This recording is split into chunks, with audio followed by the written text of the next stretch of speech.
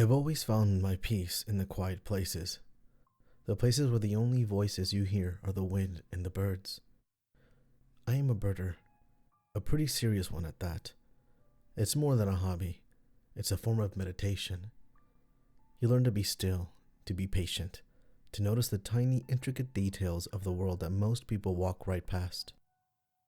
My life's goal is to see and document every species of warbler in North America. It's that obsession with the small and the fleeting that led me into the deep woods 2 weeks ago, and it's what led me to him. I was deep in a tract of state forest I had never explored before, miles from any marked trail, chasing a rumor. A fellow birder had posted a grainy photo online of what he thought was a cerulean warbler, a tiny sliver of sky blue and white that's notoriously elusive and rare in this region. For 3 days, I've been bushwhacking, following the faintest threads of its song, a high, buzzy trill that seemed to melt into the canopy. On the third afternoon, I was exhausted, low on water, and thoroughly lost. The sun was starting to dip, painting the woods in long, distorted shadows, and the warbler's song had gone silent. A familiar prickle of anxiety started in my gut. This was the kind of deep woods where a wrong turn could mean a very cold and a very unpleasant night. It was in that moment of quiet panic, scanning the trees for any recognizable landmark, that I saw it. A thin, almost invisible plume of gray smoke, rising straight up into the still evening air. My first thought was relief. A campfire, another hiker, maybe even a hunter.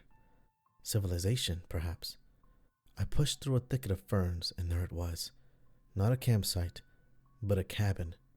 It was small, built of dark, weathered logs, with a stone chimney and a roof of wild-growing moss that made it look as if it had sprouted from the forest floor. It was the most isolated dwelling I'd ever seen. There was no path leading to it, no sign of a road, or even a deer trail. It was just there. As I hesitated at the edge of the clearing, the cabin door creaked open. An old man stepped out. He was tall and wiry, with a cascade of white hair and a beard that reached his chest. He wore simple canvas trousers and a flannel shirt. He moved with a slow, deliberate grace. He wasn't startled to see me. He just smiled, a gentle, crinkling expression that reached his surprisingly bright, clear eyes. "You lost your way, son?" he asked, his voice a low, pleasant rumble, like stones in a riverbed. I admitted that I had, explaining about the warbler. His eyes lit up with a genuine interest. "Ah, Cytophega cerulea," he said, the Latin name rolling off his tongue with a perfect pronunciation. "A beautiful fleeting thing. It passed this way yesterday. You've a good ear to have tracked it this far." I was floored. Most people, even avid outdoorsmen, wouldn't know a cerulean warbler from a bluebird. We fell into an easy conversation about migration patterns and nesting habits. He introduced himself as a naturalist, someone who had spent the better part of a long life simply observing and living in the woods. He had a kindly, eccentric air, like a professor who had wandered out of his office one day and he just never went back. He offered me a refill from my water canteen and invited me inside to wait while the last of the day's light faded. I was tired and grateful, and his expertise had completely disarmed me. I accepted without a second thought. The moment I stepped through those doors, my jaw went slack. The cabin was one large room. Every inch of it was a museum. It was the most incredible private collection of natural artifacts I had ever seen. The walls were lined with shelves holding perfectly preserved birds' nests of every conceivable size and shape. Glass dome displays on a long central table housed insects that shimmered with impossible colors, pinned and labeled with meticulous care. Fossils, some small and delicate, others large and impossibly strange, were arranged on the mantel above a cold stone hearth. Skulls of every local mammal, bleached bone white, watched from the high rafters. The air smelled of dried herbs, old paper, and cedar wood. It was a cathedral of the natural world.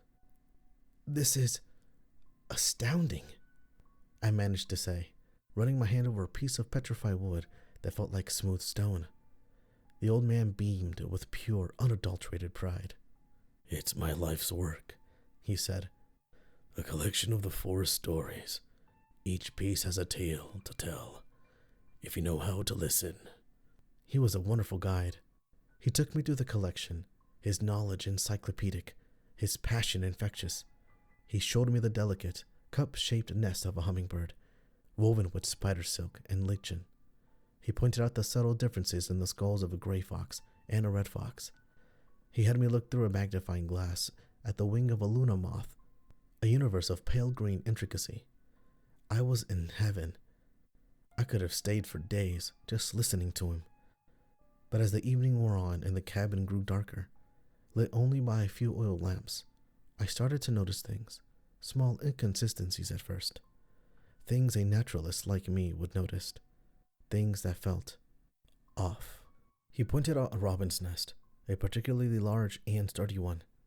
I admired its construction, the classic mud and grass bowl. But as I looked closer, I saw that the weaving material wasn't just twigs and grass. Woven in the matrix were long, dark strands of something fine and glossy, and looping through it all were shorter, waxy white threads. My mind took a moment to process what I was seeing. It was human hair and dental floss. I felt a cold knot tighten in my stomach. "That's unusual material for a robin," I said, trying to keep my voice casual. The old man chuckled, his eyes twinkling in the lamplight. "Nature is the ultimate pragmatist," he said, his answer both profound and deeply evasive. "It uses what is available. A beautiful, strong nest, is it not?" I moved on, trying to shake the image from my mind. He led me to the fossil collection. He proudly showed me a trilobite, a perfect ammonite spiral, and then he pointed to a flat piece of shale with a dark impression in it. "My most curious piece," he said. It was a hand, unmistakably. The 5 long, slender bones of the metacarpals, the delicate phalanges of the fingers. It was a perfect fossil of a human hand. Except it wasn't. I counted the digits. Once, twice. There were 6. A perfectly formed 6-fingered hand, pressed into stone that had to be millions of years old. "A trick of the rock, I assume?" I said, my voice thin. My own hands felt cold. "Or deformity?" "Perhaps," he said, his smile never wavering. "Or perhaps the stories the earth tells are stranger than we are prepared to read." The feeling of unease was no longer a knot. It was a living, writhing thing in my gut. I felt a desperate need for fresh air, for distance, but he was already leading me to his prized etymology display. He pointed to a beetle under a small glass dome. It was magnificent, its carapace shimmering with an iridescent sheen that shifted from deep blue to emerald green. It was a species I had never seen before. I leaned in closer, my birder's eye drawn to the intricate pattern on its back. And then I saw it. I recoiled as if I had been burned. The pattern on its shell, the swirls of black and gold and green, formed a face. A tiny, perfect, exquisitely detailed human face. It had eyes, a nose, a mouth twisted in a silent, agonized scream. "Is that natural?" I whispered, unable to look away. "Nature's capacity for mimicry is boundless, is it not?" he said, tapping the glass affectionately. "It is my favorite. It looks so expressive." I had to get out. My mind was reeling, trying to find rational explanations and failing. These weren't natural objects. They were violations, perversions of the natural world I loved. I thanked him for the water and I told him I should be on my way, that my friends would be worried. "Oh, but you can't leave yet," he said, his kindly tone suddenly feeling less like hospitality and more like a command. "You haven't seen my most unique collection." He gestured to a high shelf on the far wall. On it sat a row of a dozen large, old-fashioned bell jars. the kind used to cover clocks or taxidermy. They all appeared to be empty. "I collect more than just objects," he said, his voice dropping to a conspiratorial whisper. "I collect sounds." He reached up and took down a medium-sized jar. He set it on the table and, with a theatrical flourish, lightly tapped the glass with his fingernail. The sound that filled the room was breathtaking. It was the clear, flute-like song of a wood thrush, so pure and resonant that it felt like the bird was perched on my shoulder. But the jar was empty. The sound just emerged from it. Echoing in the small cabin, he smiled at my astonishment, then tapped the glass again, and the sound ceased. He took down another jar. He tapped it, and the room filled with the gentle burbling sound of a babbling brook, the splash of water over smooth stones. It was so real, I could almost feel the cool mist on my face. We were miles from any running water. He silenced it with another tap. "How?" I asked, my voice barely a whisper.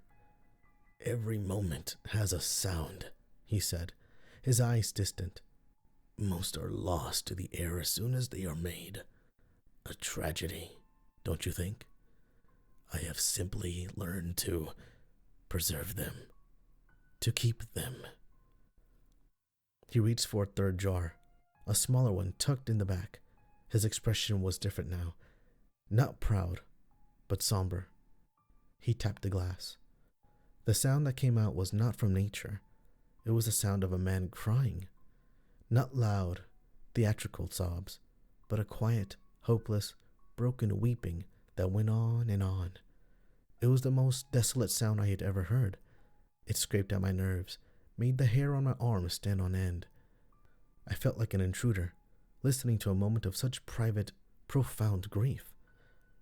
"A lonely sound," the old man said softly, silencing the jar. "Found it down by the old quarry a few years ago. It was just lingering in the air.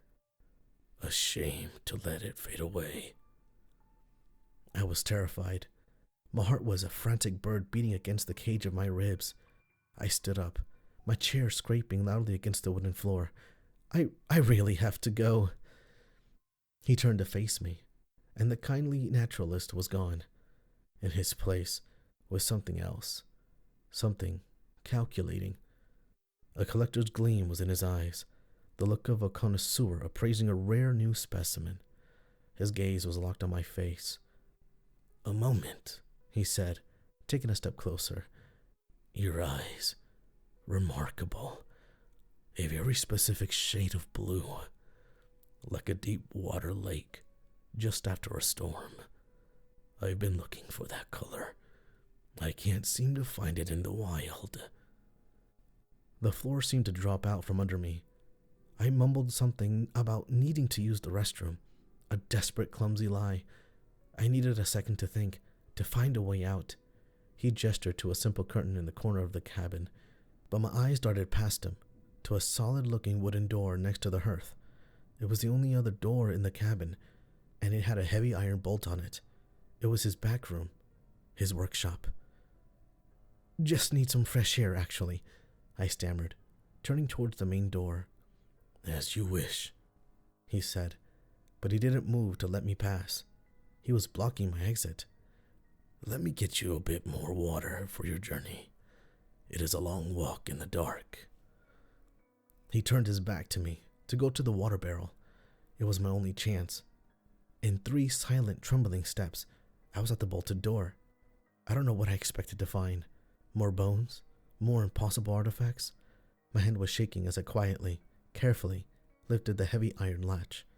It made a faint metallic click.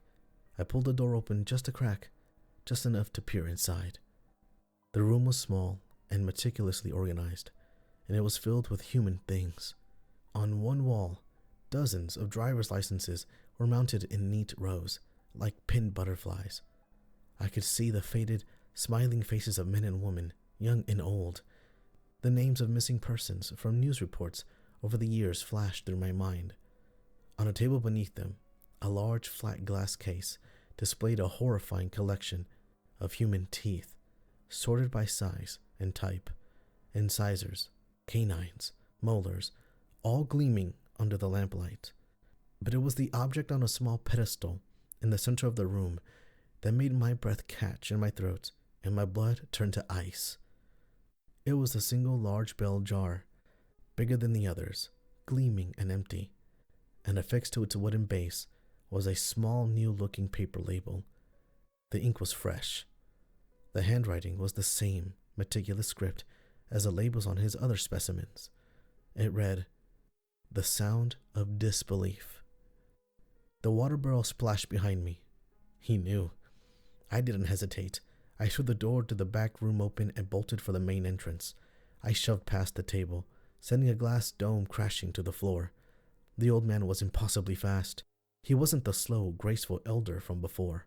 He moved like a predator, a blur of motion.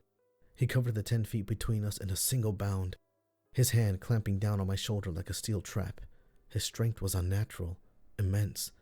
He spun me around, his other hand reaching for my face, his clear eyes wide with a terrible, possessive hunger. "Don't be frightened," he hissed, his voice no longer kindly, but thin and sharp. "It will only take a moment. I just need to get the sound right." Panic gave me the strength I didn't know I had. I thrashed, kicking backwards, my boot connecting with his shin. He grunted, his grip loosening for a fraction of a second. It was enough. My hand scrambled for anything, and my fingers closed around a heavy, smooth rock from the edge of the hearth. I swung it with all my might, a clumsy, desperate arc. It connected with the side of his head with a sickening, wet crack. He staggered back, his eyes wide with surprise, not pain. A thin trickle of dark blood ran down his temple, but his collector's smile never faded. It only widened. I didn't want to see more. I wrenched the cabin door open and plunged into the blackness of the forest.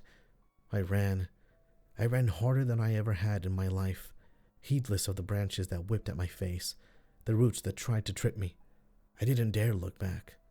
I could hear the sound of the forest, the hoot of an owl, the rustles of leaves. But beneath them all, I imagined I could hear the faint, clear sound of a man weeping and the terrible, silent promise of an empty bell jar. I ran until my lungs burned and my legs gave out, finally collapsing at the edge of a gravel road I recognized. I made it to my car. I drove to the nearest town and went straight to the sheriff's department, babbling like a madman about a cabin, a naturalist, and a collection of impossible things. They listened, of course. They took my statement.